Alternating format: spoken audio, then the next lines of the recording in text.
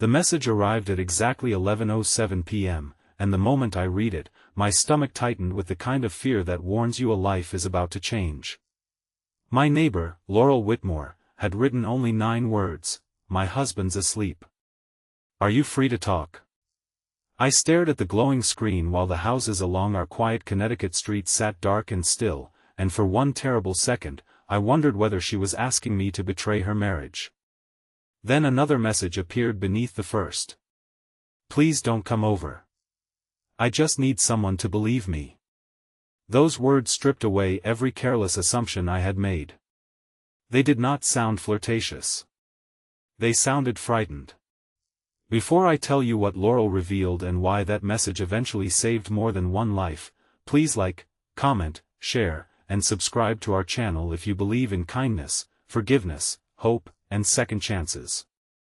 Sometimes the person smiling across the fence is carrying a pain no one else can see, and sometimes one compassionate response can become the doorway they have been searching for. My name is Grant Mercer, and at 38, I had become the kind of man who preferred predictable mornings, quiet meals, and conversations that ended before anyone asked how I was really doing. 2 years earlier, my fiancée had died in a highway accident on her way home from work. After that, I sold our apartment in Boston and moved into a modest house in the small town of Bellwether, hoping distance might make grief less familiar. It did not. Grief followed me into every empty room, but the neighborhood gave me enough ordinary responsibilities to survive. I repaired porch steps for older residents, shoveled driveways after winter storms, and watered gardens when families traveled. Laurel and her husband, Everett, lived next door in a beautiful colonial house with pale shutters and flower boxes that Laurel changed with every season. She was 35, thoughtful, soft-spoken, and always carrying something for someone else: groceries for an elderly neighbor, cookies for the school fundraiser, or library books for her 10-year-old daughter, Maisie. Everett was polished and charming in public, the kind of man who remembered everyone's occupation and laughed loudly at neighborhood gatherings. Together, they looked secure, successful, and almost enviably happy. Yet I had noticed that Laurel sometimes flinched when Everett touched her shoulder unexpectedly, and whenever she began telling a story, she looked toward him as though waiting for permission to finish it. That night, I did not call her because she had asked me not to risk waking him. I texted that I was listening, that she could say as much or as little as she needed, and that I would not judge her. Her reply took several minutes. She told me Everett had never struck her, and she seemed almost apologetic when she wrote that, as if bruises were the only evidence a person was allowed to present.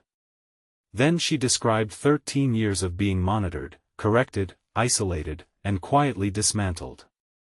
Everett controlled every bank account, read every email, tracked her phone, chose which friends were healthy influences, and convinced her parents that she was emotionally unstable whenever she disagreed with him. He criticized her clothes before social events and later praised her appearance in front of others. He regularly woke her before dawn to discuss mistakes she had made weeks earlier, then behaved affectionately at breakfast so their daughter would suspect nothing. Laurel had begun keeping notes because Everett denied conversations so convincingly that she questioned her own memory. That evening, she had discovered he was planning to sell the house, move the family to another state, and withdraw Maisie from school without consulting her. When Laurel confronted him, he calmly told her that no court would trust a woman with her history of confusion. Her final message before midnight said, "I'm scared he may be right. Maybe I really am the problem." I answered with the clearest truth I possessed: fear was not proof that she was broken, and confusion was often what happened when someone had spent years rewriting her reality. The darkness lasted only a few more minutes in our conversation, because Laurel insisted we discuss nothing further until daylight. At 7 the next morning, sunlight stretched across my kitchen floor as I sat with untouched coffee and watched her front door.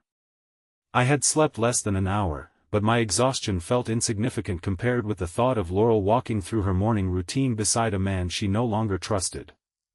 At 8:30, Everett drove away in his black sedan, smiling and waving at me through the windshield. Laurel waited another 20 minutes before crossing the narrow strip of lawn between our homes. She wore a cream sweater despite the warm spring air, and she carried a canvas grocery bag against her chest. Inside were copies of financial statements, handwritten journal pages, school records, photographs of damaged furniture, and a small digital recorder. She did not cry when she placed them on my table. She simply stood there, looking embarrassed, as though asking for safety were an inconvenience. I told her we needed professional help, not secret meetings that could be misunderstood or used against her. I called a local family support center from my landline while she sat beside the open window in full daylight. A counselor named Bethany Crane listened carefully and arranged an appointment for that afternoon. Laurel nearly canceled 3 times before we left, but each time she looked toward her house and remembered that Everett intended to take Maisie away from everything familiar. The support center occupied a renovated brick building near the courthouse, filled with sunlight, children's drawings, and ordinary furniture designed to make frightened people feel less examined. Bethany explained that coercive control could exist without physical violence and that Laurel's documentation showed a pattern worth taking seriously. She helped Laurel secure copies of identification documents, contact a family attorney, and create a daytime safety plan. The plan was not dramatic. There were no disguises, secret tunnels, or cinematic escapes. It involved passwords, school authorization forms, emergency contacts, and a packed bag stored where Everett could not find it. Yet watching Laurel make those decisions felt like watching someone learn to breathe after years underwater. She admitted that she had once been a promising landscape architect, but Everett persuaded her to stop working after Maisie was born. Whenever she mentioned returning, he reminded her that she was forgetful, overly sensitive, and incapable of managing pressure. Bethany asked Laurel what she believed about herself before Everett began defining her. For a long moment, Laurel could not answer. Then she whispered that she had once designed a public garden in college where every pathway remained visible from the entrance because she wanted visitors to feel safe. The memory broke something open inside her. She cried not because she was weak, but because she had finally remembered the woman she had been. The first unexpected turn came that same afternoon. As we left the support center, Laurel received a call from Maisie's school. Everett had arrived to remove his daughter during class, claiming the family was leaving town immediately. Laurel's face lost all color. We drove there in silence beneath a bright blue sky, and when we reached the front office, Everett was already standing beside Maisie with 2 suitcases near his feet. He appeared calm until he saw me, and then his expression hardened with the satisfaction of a man who believed he had found proof of betrayal. In front of the principal, he accused Laurel of having an affair with me and claimed her recent instability endangered their child. Laurel's old fear returned so quickly that I saw her shoulders collapse. Everett spoke smoothly, presenting himself as the responsible husband rescuing his family from scandal. For several agonizing minutes, it seemed possible that everyone would believe him. Then Maisie stepped away from her father and opened her school backpack. Inside was a small notebook filled with dates and descriptions written in careful handwriting. She had recorded mornings when Everett made Laurel cry, afternoons when he disconnected the telephone, and occasions when he told Maisie not to repeat what happened at home. She had even written down the address of a motel Everett mentioned during a phone call about moving away. The child had been observing everything while both parents believed they were protecting her from it. Everett's confidence cracked, but he did not surrender. He accused Laurel of poisoning Maisie against him and demanded that the police be called. The principal did call them, and the next hour became a painful procession of statements, documents, and carefully restrained emotions. No one was arrested because the situation did not meet the immediate threshold for criminal charges, but Everett was not allowed to take Maisie from school. Laurel's attorney helped her file for temporary custody and emergency financial protections that afternoon. By sunset, which we watched only from the safe brightness inside the support center before going our separate ways, Laurel and Maisie had moved into a confidential family residence. I returned to my empty house expecting relief, but instead I felt the dangerous pull of purpose. Helping Laurel had awakened something in me that grief had buried. For 2 years, I had believed my life ended when my fiancée, Claire, died. Now someone needed me, and that need felt dangerously close to affection. I understood I had to be careful. Laurel did not need a rescuer waiting to become her next dependency. She needed witnesses, professionals, choices, and room to rebuild herself. I told Bethany that I would assist only through appropriate channels, and I stopped communicating with Laurel privately except about practical matters approved by her attorney. The conflict intensified over the following weeks, all of them unfolding in long courthouse mornings, school meetings, counseling sessions, and sunlit conversations on public benches. Everett launched a campaign of polite destruction. He contacted neighbors and implied that Laurel had abandoned him for another man. He sent messages to her parents describing an invented mental collapse. He produced old medical records from the months after Maisie's birth, when Laurel had experienced postpartum depression, and used them to question her stability. Several neighbors avoided me, and one man I had helped through a winter power outage told me I should be ashamed. Laurel's parents, Graham and Celeste Whitmore, initially sided with Everett because they had spent years hearing his version of events. Their rejection wounded Laurel more deeply than the legal accusations. She began to doubt whether fighting was worth the damage to Maisie. During one bright morning in the courthouse cafeteria, she said she might accept Everett's proposed settlement, which would give him primary custody in exchange for financial support and permission for supervised visits. She insisted that surrendering might bring peace. I wanted to tell her she was making a mistake, but Bethany gently asked what kind of peace required a mother to disappear from her child's daily life. Laurel looked through the tall windows at people crossing the courthouse lawn, then admitted that she was not choosing peace.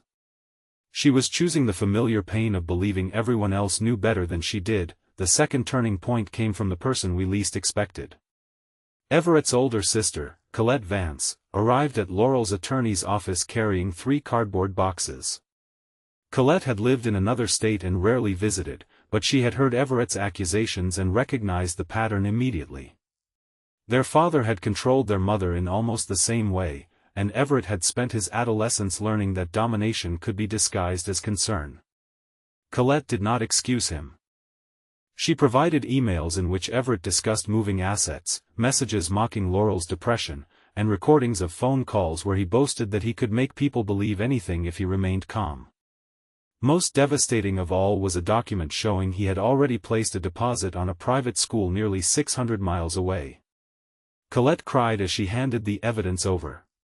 She loved her brother, but she said protecting him from consequences had only helped him become crueler.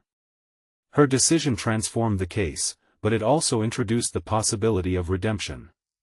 Colette asked the court not merely to punish Everett, but to require intensive counseling and supervised parenting education. She believed accountability was the only remaining form of love she could offer him. When Laurel's parents saw the evidence, they came to the support center on a sunny Thursday afternoon.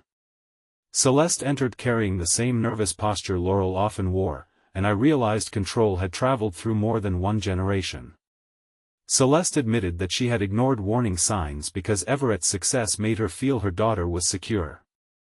Graham confessed that he had repeatedly told Laurel marriage required endurance because he was ashamed of having failed to protect his own sister from an abusive relationship decades earlier. Their apology did not erase the years they had doubted her. Laurel did not offer immediate forgiveness simply because they were sorry. Instead, she told them trust would have to be rebuilt through actions. That boundary became one of her greatest victories. She was no longer measuring kindness by how much pain she could absorb.